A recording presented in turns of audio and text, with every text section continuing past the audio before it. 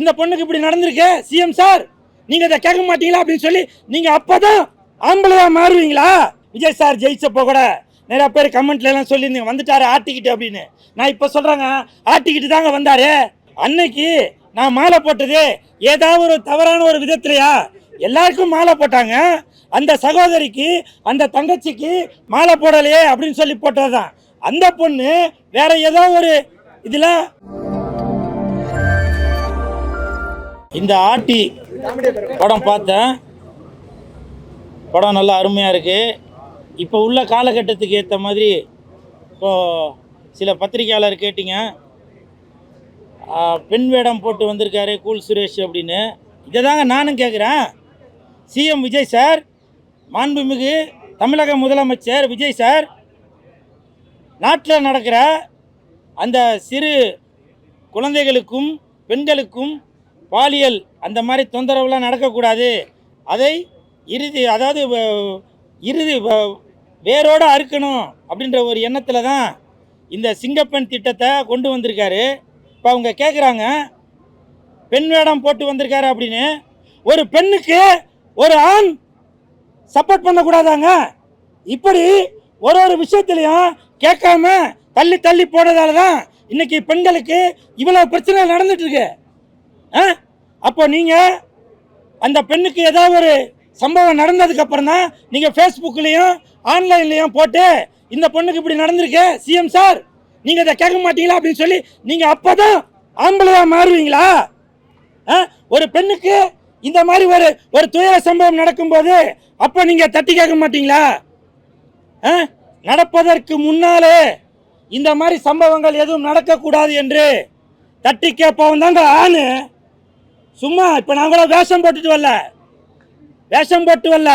ஒரு பெண்ணுக்கு, ஏன்னா நானும் அக்கா தங்கச்சியும் கூட பிறந்தவன்.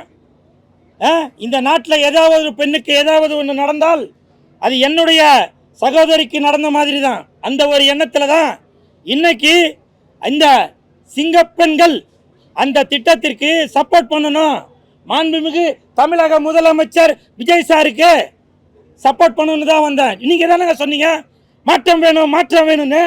மாற்றம் வேணும்னு சொல்லுவீங்க, ஆனா நீங்க மாற மாட்டீங்க. மாற்றம் வேணும்னு சொல்லுவீங்க, ஆனா நீங்க மாற மாட்டீங்க. இது எந்த விதத்துலங்க நியாயம்?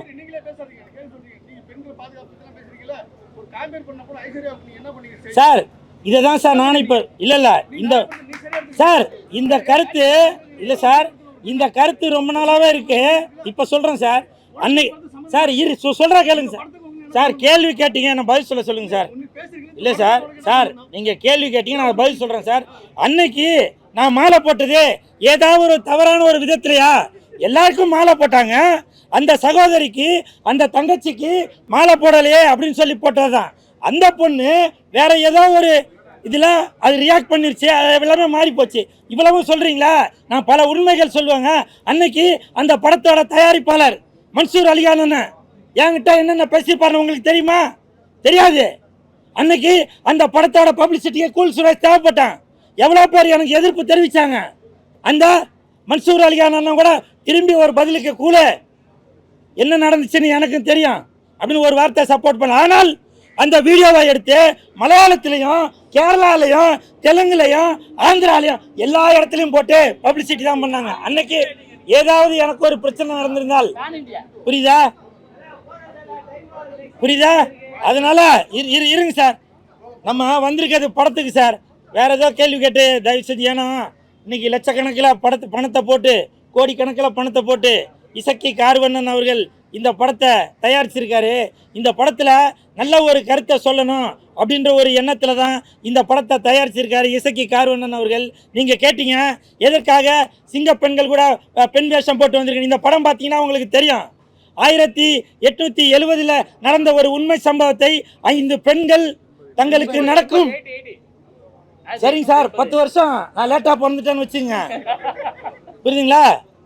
இந்த படத்தில் அந்த 5 பெண்களும் சேர்ந்து அந்த பாலியல் வன்கொடுமை எதுவும் நடந்தால் எப்படி தற்காத்து கொள்ளணும் அப்படின்ற ஒரு விஷயத்த அப்போவே, இப்போ மாண்புமிகு தமிழக முதலமைச்சர் திரு விஜய் சார் அவர்கள் இப்போ கொண்டு வந்த அந்த திட்டத்தை அப்போவே ஒரு உண்மை சம்பவமாக நடந்திருக்கு. அந்த விஷயத்த இன்னைக்கு இசக்கி கார்வண்ணன் அவர்கள் திரைப்படமாக வெளியில் கொண்டு வந்திருக்காரு.